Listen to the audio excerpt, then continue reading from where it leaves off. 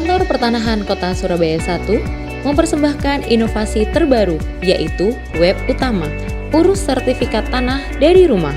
Tujuan dari Web Utama agar dapat mempermudah pemohon mengurus tanah dari rumah. Manfaat dari Web Utama untuk mempercepat pengurusan tanah dari rumah dan juga sebagai upaya Kantor Pertanahan Kota Surabaya 1 dalam memutus rantai penyebaran COVID-19. Untuk langkah yang pertama, pemohon dapat mengakses Web Utama dengan cara mengetik utama.sby1.id dan memilih layanan pertanahan. Langkah kedua, pemohon memilih layanan pertanahan, kemudian mengisi, melengkapi, dan menggugah scan dokumen persyaratan permohonan dengan format PDF.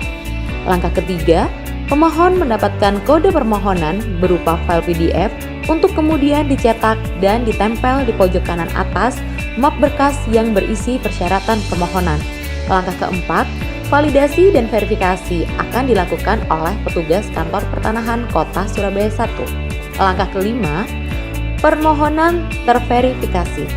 Langkah keenam, pemohon menyerahkan berkas fisik permohonan sesuai dengan jadwal yang dipilih, kemudian diserahkan ke petugas loket untuk dilakukan verifikasi dengan scan dokumen permohonan yang telah diunggah melalui web utama. Selamat pagi, Bu. Mau nyerahin berkas, Mbak? Permisi, apa benar ini? Oh iya, benar Mbak itu. Baik, terima kasih. Silakan tunggu di depan loket 3. Ini SPS-nya. Iya. Bayar dulu di Bank Jatim. Setelah bayar di Bank Jatim, kembali lagi ke sini. Ini sudah saya bayar. Iya. Selanjutnya bagaimana ya? Bentar ya.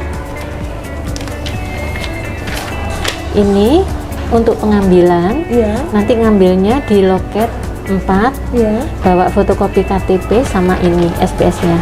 Sudah itu aja. Iya. Terima kasih ya, Bu. Iya, mari. Selamat siang. Siang, Pak, mau pengambilan? Iya, baik. Ditunggu ya, Ibu. Ibu Sandy. Iya, Mbak. Silakan tanda tangan dulu di sini. Oh, baik.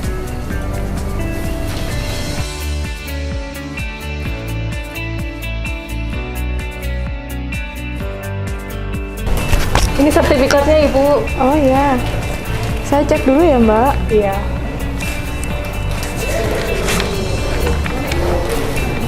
Oh iya.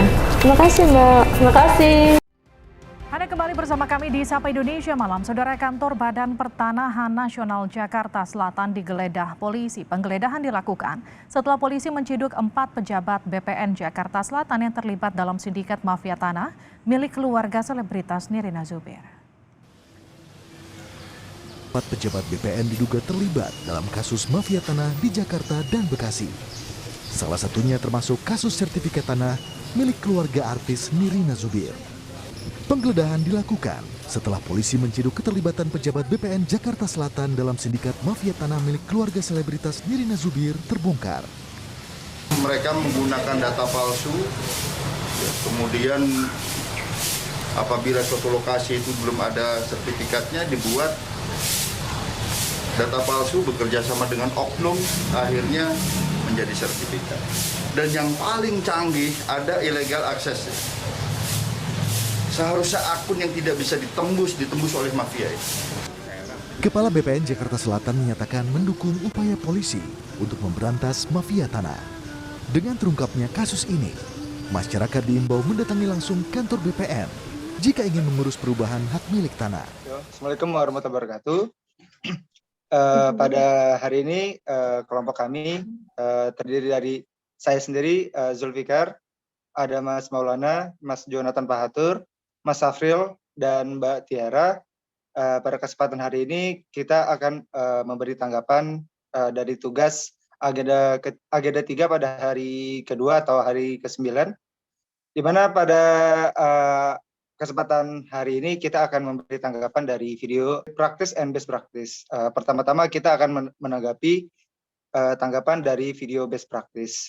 Pada hari ini saya akan mulai dulu. Pertama, saya akan menanggapi dari video best practice yang di mana pada BPN Kanta Surabaya memberikan inovasi dan solusi di mana pada saat pandemi kerumunan itu dibatasi oleh pemerintah untuk mencegah penularan COVID-19.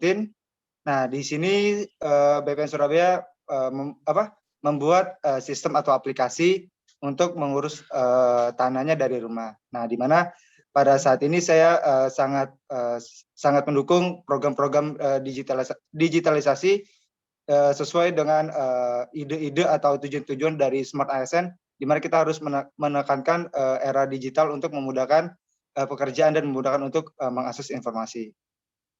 Nah, pada selanjutnya saya berikan kesempatan kepada teman saya, Mas Maulana, untuk memberi tanggapannya. Baik, terima kasih Pak Ketua. Tanggapan saya juga sedikit saja terkait dengan video best practice tadi. Merupakan inovasi yang sangat bagus, sangat luar biasa, khususnya apabila kita kaitkan dengan tema agenda pembelajaran ketiga pada minggu ini, yaitu Smart ASN. Ini tentunya sebagai sebuah inovasi yang dapat membuat ASN pada khususnya pelayanan publik kita semakin bisa berkembang dan mengejar ketertinggalan dibandingkan dengan negara-negara yang lain. Mungkin dari saya itu saja sedikit, bisa dilanjutkan kepada Mbak Tiara. Baik, terima kasih untuk Mas Maulana. Saya setuju terkait tanggapan dari Mas Zulfikar dan juga Mas Maulana. Mungkin saya menambahkan sedikit, yaitu terkait dengan best practice yang dilakukan oleh Kantah Surabaya dengan mengadakan inovasi baru melalui aplikasi pendaftaran bisa dilakukan dari rumah, jadi secara online. Nah, dari hal tersebut sudah keterkaitannya dengan agenda 3 ini sudah terkait dari manajemen ASN, yaitu dengan menerapkan sikap adaptif terkait dengan perubahan pelayanan yang ada mengikuti perkembangan zaman. Dan juga ada transparansi dari di mana ada syarat, prosedur, biaya, serta waktu dalam melakukan pengurusan itu meminimalisirlah adanya praktek KKN. Seperti itu sih tanggapan dari saya. Mungkin dari teman lain bisa menanggapi, silahkan Mas Jonathan. Ya, terima kasih Mbak Tiara atas kesempatannya. Menurut saya terkait video tersebut, bahwa inovasi web utama yang dilakukan oleh Kantor Pertanahan Surabaya 1 telah sangatlah baik. Kenapa? Karena sesuai dengan manajemen ASN dalam memberikan pelayanan kepada masyarakat, seperti mengikuti transformasi digital. Dilandasi juga pelayanan tersebut dengan digital skill yang merupakan suatu terobosan yang bagus juga untuk pelayanan juga kepada masyarakat. Mungkin itu dari saya, dilanjutkan dengan Mas Syafril. Terima kasih waktunya. Saya sangat setuju dengan tanggapan dari penanggap sebelumnya. Memang itu layanan utama yang diberikan oleh Kantor Pertanahan merupakan bagian dari transformasi digital dari layanan manual menuju layanan digital. Tapi di sini ada poin yang perlu saya tambahkan, kualitas pengoperasian layanan utama harus selalu ditingkatkan, baik dari segi literasi digital, pihak penyedia layanan, yaitu Kantah Surabaya 1, ataupun pihak penggunanya, masyarakat Surabaya, supaya layanan ini tetap memberikan perlindungan dan tentunya kepastian hukum. Mungkin sekian tanggapan dari saya. Sekian, terima kasih. Oke, terima kasih tanggapannya dari teman-teman kelompok 2 sub 1 angkatan 28 gelombang 4. Selanjutnya kita akan memberi tanggapan dari video best practice di mana pada kasus pemalsuan sertifikat di mana korban yaitu artis Nirina Zubir. Pada kesempatan kali ini ada teman-teman yang mau memberi kesempatan dahulu.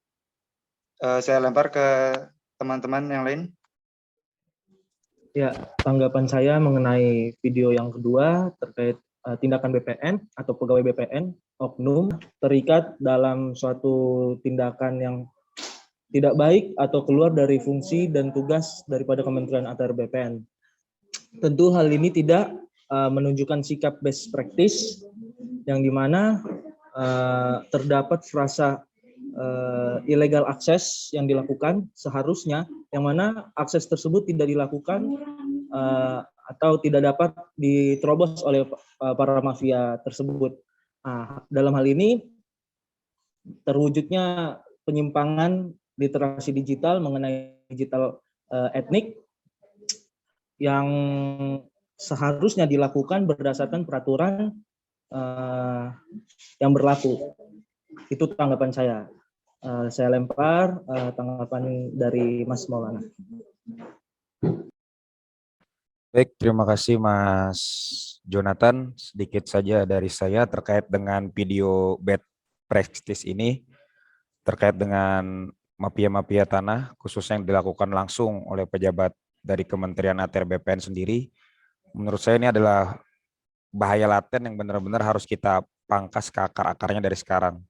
Karena apabila berkelanjutan, ini tentu sangat akan membahayakan dari segi kepastian hukum, dari segi permohonan-permohonan masyarakat yang dalam hal ini harus mendapatkan kepastian hukum dari diterbitkannya sertifikat tanah.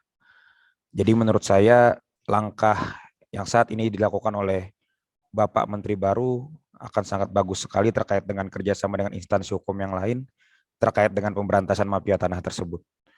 Itu saja sedikit dari saya, mungkin bisa ditambahkan oleh rekan-rekan yang lain. Terima kasih. Ya, terima kasih Mas Maulana.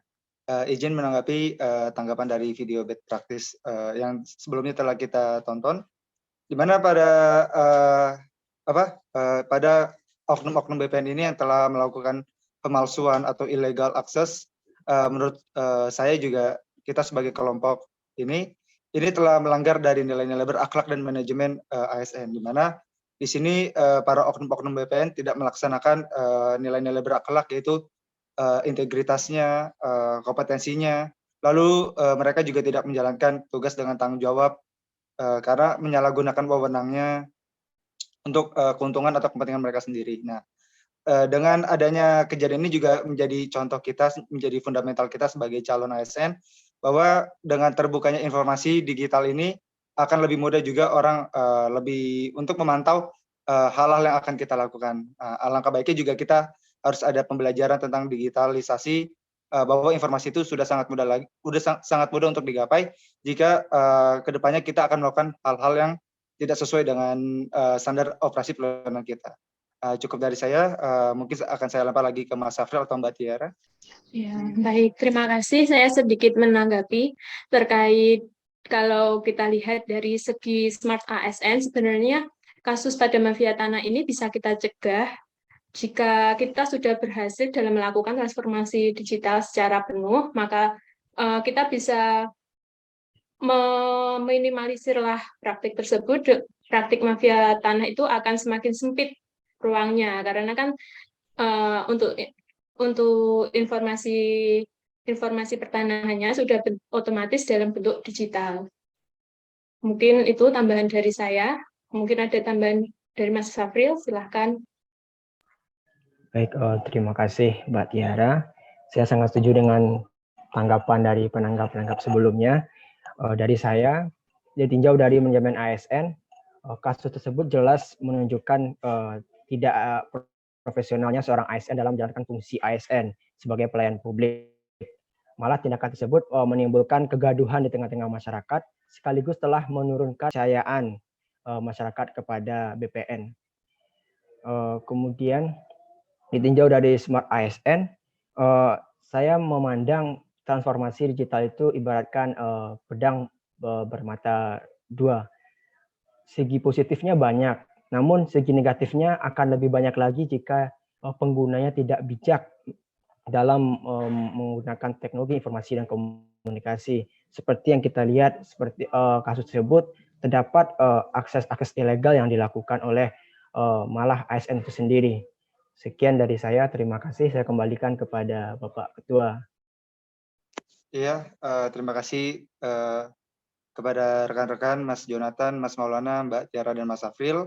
Sekian tanggapan dari kelompok kami mengenai tentang best practice. Apabila ada kesalahan atau kekurangan dari kelompok kami, mohon dimaafkan. Sekian, terima kasih. Wassalamualaikum warahmatullahi wabarakatuh.